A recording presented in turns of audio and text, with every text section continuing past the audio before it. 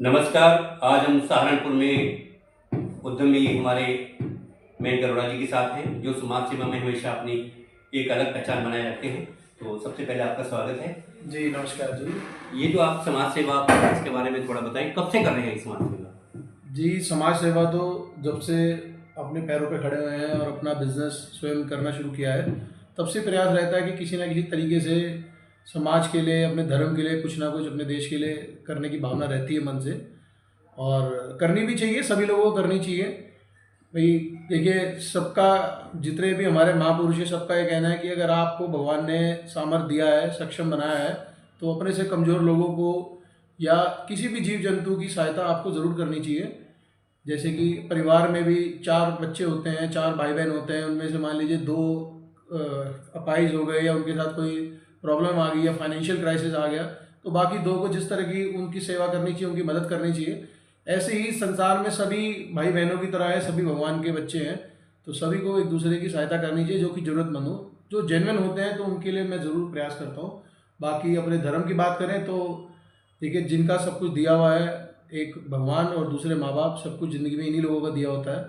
तो भगवान ने हमें ये सब ऐशो आराम की ज़िंदगी जी है और हमें एक प्लेटफॉर्म दिया है जिसमें मेहनत करके कमा पा रहे हैं, इसलिए अपने धर्म के लिए ज़रूर सबको कुछ ना कुछ करना चाहिए।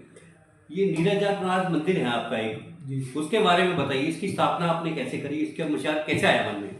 पहले तो ये मंदिर सभी सनातनियों का है, और यह मंदिर मेरे मन में अपने पिता, जो मेरे मम्मी पापा जो नहीं है इस दुनिया में, तो उनकी याद में मंदिर बनाने की इच्छा हुई थी, और मैंने काम शुरू कराया। करीब आप ये मान के चलिए 7 साल पहले इसका काम शुरू कराया, और 6 साल पहले प्राण प्रतिष्ठा हमने करवाई नीरज मंदिर की, और पीछे इसमें गौशाला भी है, जहाँ सारी, जैसे बीमार चोटिल गायें होती हैं जो लोग छोड़ जाते हैं, या कोई किसी को कोई कुत्ता नोच रहा है, कुछ है, तो उस तरह के सारे हैं। इसमें 3 नंदी हैं और 6 गाय हैं।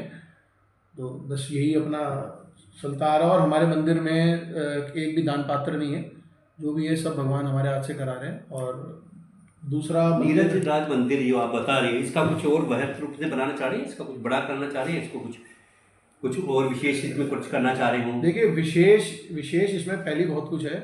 पहले तो इसमें रामलला जी की मूर्ति स्थापित है, जो कि पूरे हिंदुस्तान में मुझे नहीं लगता आज तक भी आपका अयोध्या के अलावा और कहीं किसी भी मंदिर में होगी।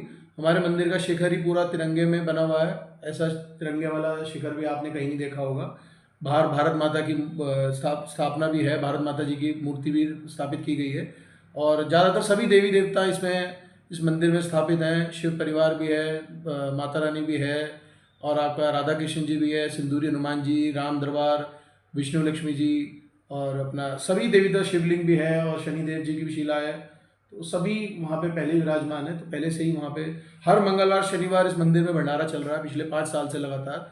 किसी भी मंगलवार या शनिवार वहाँ पे ऐसा नहीं होगा कि जो ना चलाओ। तो ये सब भगवान करा रहे हैं, और चीज़ें चल रही हैं अच्छे से।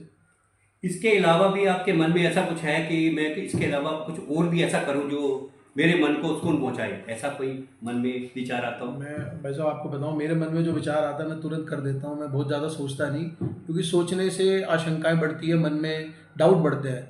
तो सोचने का समय नहीं देना चाहिए। जो अच्छा काम हो उसके लिए सोचना नहीं चाहिए, उसको कर देना चाहिए। अब आप देखिएगा, भगवान ने मेरे हाथ से सहारनपुर में करीब 11 मंदिरों में देवी देवताओं की प्राण प्रतिष्ठा करा चुके हैं आज तक। तो कहीं ना कहीं उन 11 देवी देवताओं की जब भी पूजा होती होगी, तो चाहे 1% ही सही, कहीं ना कहीं मैं मानता हूँ उसका पुण्य भी मुझे मिलता होगा। सहारनपुर में समाज सेवा में आप आगे बढ़ रहे हैं, क्या राजनीति में आने का भी कुछ विचार है?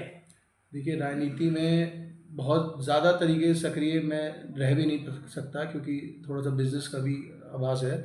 और ठीक है, जब कभी मान लीजिए पार्टी कोई जिम्मेदारी देगी, तो अगर कर सकेंगे, उतना समय दे सकेंगे, जिम्मेदारी उठा सकेंगे, तभी जिम्मेदारी के लिए आगे बढ़ेंगे। बाकी बहुत बड़ी जिम्मेदारियों को मैं खुद भी ना कभी मांगा आज तक, ना मैं अभी मांगने की मेरी कोई इच्छा है। ठीक है, बहुत बहुत धन्यवाद। ये थे हमारे मयंक अरोड़ा जी, जिन्होंने ये कहा कि कर्म मेरा सबसे श्रेष्ठ है। मैं कर्म करने में विश्वास करता हूँ, बाकी फल देना ईश्वर की इच्छा है।